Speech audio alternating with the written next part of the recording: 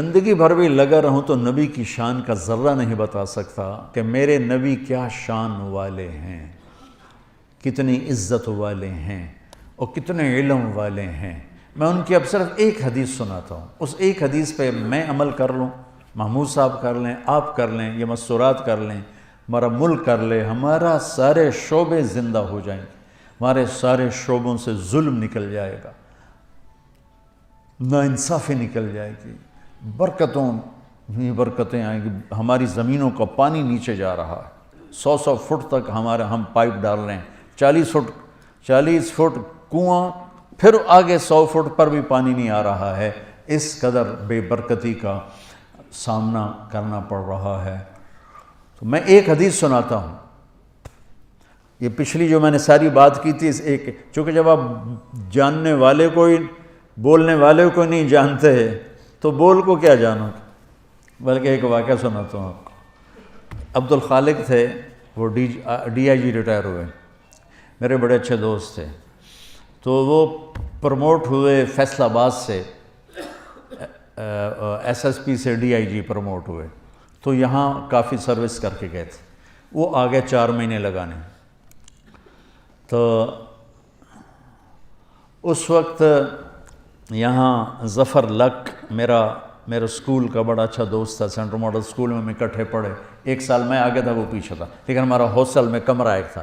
میں نے اس سے کہا چلو تمہیں ظفر سے ملاتا ہوں، وہ کہنے لگا میرا وہ بیچ میٹ ہے، میں نے کہا میرا اسکول میٹ، چلو۔ تو یہ جو آپ کی پولیس لائن کا ایک دروازہ اس روڈ کی طرف ہے، جو یہاں سے یوں آگے، ایک تو ہے نا وہ جوہر یونیورسٹی کی طرف سے دروازہ، ایک ہے اس طرف سے گیٹ، ہاں وہ آپ پولیس والوں کے لیے، اب میں بھی داڑھی والا ٹوپی والا، وہ بھی داڑھی والا ٹوپی والا، تو اس نے کہا، سپاہی کھڑا تھا، تالا لگا ہوا تھا، کہا بھائی جی دروازہ تو کھولو، تو وہ کہتا اتوں آؤ، بڑے اتوں آؤ، اسے کیا خبر کہ یہ بلا کھڑی ہوئی ہے، پولیس والے کے لیے، سپاہی کے لیے تو ڈی آئی جی بڑی بلا ہے، معذرت کے ساتھ محمود صاحب سے۔ انہوں نے کہا 2 صوفی صاحب نے میرا کی کر سکتے، اچھا جون کا مہینہ تھا، شدید گرم، انہوں نے پھر کہا بھائی تیری بڑی مہربانی، کھول دے، گرمی بہت ہے، وہ دروازہ بڑا دور ہے تو یہی کھول دے۔ کہا صوفی صاحب تجھے سنیا نہیں، اتوں آؤ۔ اس نے تیسری دفعہ پھر محنت کی کہ بھائی کھول دے، تیری بڑی مہربانی۔ کہتا تُسی میرے مگر ہی پہ گئے، میرے کو چابی کوئی نہیں، آوے کو نہیں تالا لگا ہے۔ تو اس کے بعد اس نے کہا میرے بھائی میں عبد الخالق ڈی آئی جی، وہ کرتا ہے سر زمین تے ہی بہ گیا، اس نے کہا میں مارے آ گیا، یہ تو ڈی آئی جی میں نے لے دے گیا۔ اس نے کانپتے ہاتھوں سے چابی نکالی اور ایسے کانپتے کانپتے اس نے تالا کھولا، اور بیچارہ لگتا تھا ابھی فوت ہو جائے گا۔ تو میں نے کہا مجھے آج ایک بات سمجھ میں آئی، جب تک بولنے والے کی قدر نہ ہوگی، بول کی قدر کون کرے گا؟ ہمارے دلوں میں اللہ کے رسول کی وہ قدر ہی نہیں رہی، ورنہ میرا دیس جھوٹ بولتا، میرا دیس ملاوٹ کرتا، جوئے کے اڈے چلاتا، زنا کے اڈے چلاتا، سیاست کے نام پہ فرعونیت کرتا۔ جانتے ہی نہیں ہمارے نبی کی ہے، ہمارے نبی ہیں کون؟ تو اتنی بڑی ہستی کی ایک حدیث سنا رہا ہوں، اللہ کی قسم، دنیا بھی آپ کی، آخرت بھی آپ کی، جس مرضی شعبے میں ہو۔ آپ نے کہا 4 اذا کانت فیک ما درک ما فاتک من الدنیا، 4 باتیں مجھ سے لے لو، 40 نہیں، 400 نہیں، 4 کہ 4 باتیں صرف مجھ سے لے لو اور آنکھیں بند کر کے سو جاؤ، دنیا بھی تمہاری، آخرت بھی تمہاری۔ میرے نبی کبھی بڑے بڑے وظیفے نہیں بتاتے تھے، امت کو سہولت میں رکھا۔ تو فرمایا 4 باتیں لے لو، دنیا بھی تمہاری، آخرت بھی۔ صدق و حدیث، ہمیشہ سچ بولنا، جھوٹ نہ بولنا۔ میرا دیس، میرا بازار، میری تجارت، میری زراعت، میری سیاست، سب جھوٹ پر ہے۔ صدق و حدیث، حفظ و امانت، کسی کو دھوکہ نہ دینا، دھوکہ نہ دینا، فراڈ نہ کرنا، غلط ایف آئی آر نہ کاٹنا، دھوکہ نہ دینا، بے گناہوں کو 302 میں نہ دھر لینا، کتنے بے گناہ پھانسی چڑھ گئے۔ حسن و خلیقت، اخلاق اچھے رکھنا، گالیاں نہ دینا، بدتمیزی نہ کرنا، میٹھے بول سے لوگوں کے دل خریدنا، بشاشت سے مسکرانے سے لوگوں کے دلوں پہ راج کرنا، عفت فی طعمت، رزق حلال کمانا۔ 4 باتیں، اور اس میں پورا دین میں نے نہیں ڈالا، میرے نبی نے پورا دین ڈال کے دے دیا۔ فرائض کے بعد نمازی تو چھٹی کوئی نہیں، میرے نبی کے نواسے نے سر کٹایا، نماز نہیں چھوڑی، اپنی ساری اولاد ذبح کروا دی، نماز نہیں چھوڑی۔ اس کے بعد کون یہ کہہ سکتا جی پڑھی نہیں جاندی؟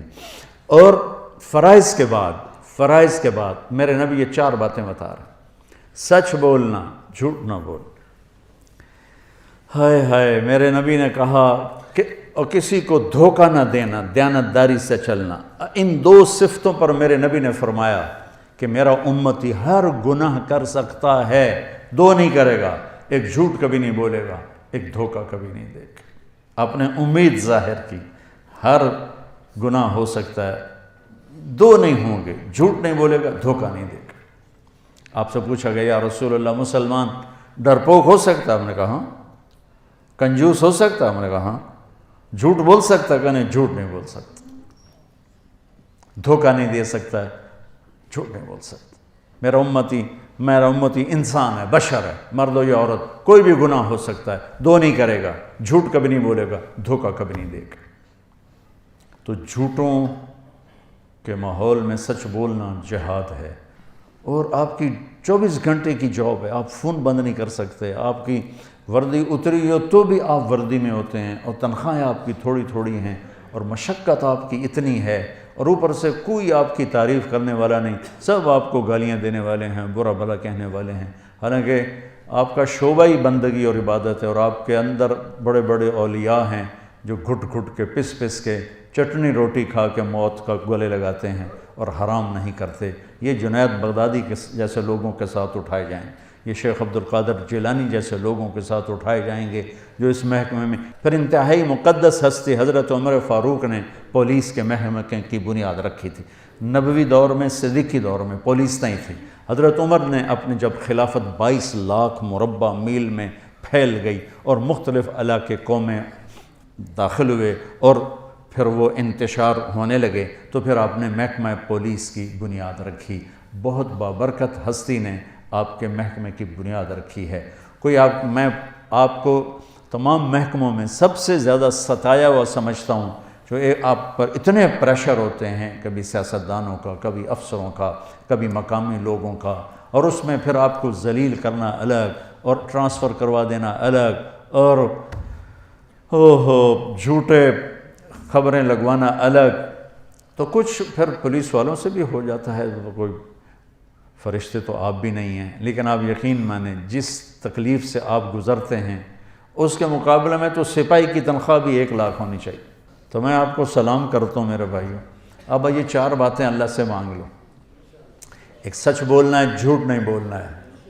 میرے نبی کا وعدہ، الصدق ینجی والکذب یہلک، سچ نجات دیتا ہے، جھوٹ ہلاک کرتا ہے۔ کبھی دھوکہ نہیں دینا ہے، دیانتداری سے قلم چلانا ہے، دیانتداری سے معاملہ کرنا ہے۔ میرے نبی نے فرمایا، اب دیکھو میرے نبی کی 2 صفتیں ہائی لائٹ ہوئیں، صادق امین، سچا اور دیانتدار۔ اگر آپ مجھ سے سوال کرو نا کہ مولانا صاحب اسلام کو 2 لفظوں میں بتاؤ، تو میرے پاس 2 لفظ ہیں، سچائی اور امانت داری۔ اور آپ مجھ سے پوچھو کفر کو 2 لفظوں میں بتاؤ، تو میرے پاس 2 لفظ ہیں، جھوٹ اور دھوکے بازی۔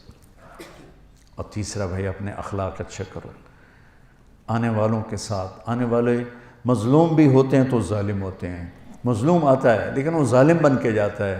ایک آدمی کی واردات ہوتی ہے، 5 بے گناہوں کو لکھاتا ہے۔ تو ہمارا تو مظلوم بھی ظالم ہے۔ آپ کی ڈیوٹی بہت سخت ہے، خوب اللہ روزانہ تھانہ ڈیوٹی پر جانے سے پہلے 2 نفل پڑھ کے گئے کرو کہ یا اللہ میرے ذریعے سے کسی پہ ظلم نہ ہو، زیادتی نہ ہو۔ تو دیانتداری اور سچائی یہ آپ کو 4 چاند لگا دے گی، اور اچھے اخلاق۔ آپ کا مسکرا کے ملنا بھی صدقہ ہے۔ میرے نبی نے فرمایا ابتساموں کا فی وجہ اخیک کا صدقہ، تو اپنے مسلمان بھائی کو مسکرا کے مل، یہ بھی تیرے لیے صدقہ۔ ماں باپ زندہ ہیں تو ان کی خدمت کرنا، ان کی دعا لینا. کہ اللہ تعالیٰ کی بارگاہ میں کسی نے بڑی جنت بنانی ہو تو اپنے ماں باپ کی دعا لے.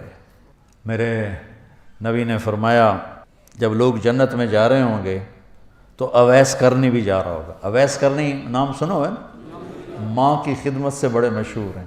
میں ان کے گاؤں بھی گیا، ان کی قوم سے بھی ملا یمن میں جب جنگ نہیں تھی. ابھی چھوٹا سا گاؤں ہے ان کا، کالے پہاڑوں میں ہے. فرمایا کہ جب لوگ جنت میں جائیں گے تو اویس بھی جائے گا. جب جنت کے قریب جائیں گے تو اللہ تعالیٰ کہے گا باقی چلے جاؤ، اویس کو روک لو. تو وہ گھبرا جائیں گے کہ بوئے تھے آ کے روک لیا، نویں FIR تو نہیں کٹی گئی. کہیں گے یا اللہ مجھے کیوں روک لیا. سبحان اللہ تعالیٰ فرمائیں گے ذرا پیچھے دیکھو. وہ پیچھے دیکھیں گے تو کھڑے ہوں گے جہنمی، ان میں ان کی قوم بھی کھڑی ہوگی، رشتہ دار بھی کھڑے ہوں گے. اللہ فرمائیں گے تو نے جو ماں کی خدمت کر کے میرا دل خوش کیا ہے، یہ سب جہنمی کھڑے ہیں، جس کے اوپر تو انگلی رکھے گا تیری طفیل جنت میں ڈال دو، تیری طفیل جنت میں ڈال دو. تو یہ اتنی بڑی بندگی ہے، اتنی بڑی رحمت ہے. تو اپنے ماں باپ کے لیے وقت نکالو. آپ گھروں والے ہو تو اپنے بچوں کے لیے گھر میں تھانے دار بن کے نہ جاؤ، خامد بن کے جاؤ، باپ بن کے جاؤ، بھائی بن کے جاؤ.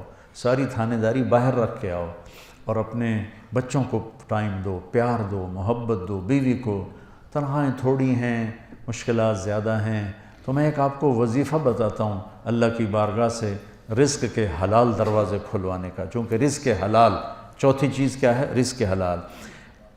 ایک صحابی تھے سعد بن معاذ، وہ بیٹھے تھے آپ کی محفل میں، تو میرے نبی کی نظر ان کے ہاتھوں پہ پڑی تو وہ بڑے سخت ہارڈ قسم تھے.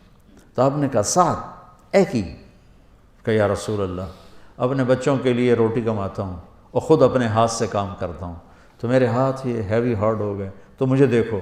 آپ نے ان کا ہاتھ پکڑا اور سب کو دکھا کے ایسے بوسہ لیا یوں، اور پھر فرمایا اگلی سنو خوشخبری کہ بچوں کو حلال کھلاتے ہوئے جو ہاتھ ایسا ہو جائے گا اس پہ دوزخ کی آگ حرام ہو جائے گی. تو رزق حلال بہت بڑی دولت ہے، لیکن حلال ہمیشہ تھوڑا ہوگا، حرام ہمیشہ زیادہ ہوگا. اس صبر پہ بڑے عالی شان درجات ملیں گے اور جنت ملے گی اور اللہ راضی ہوگا.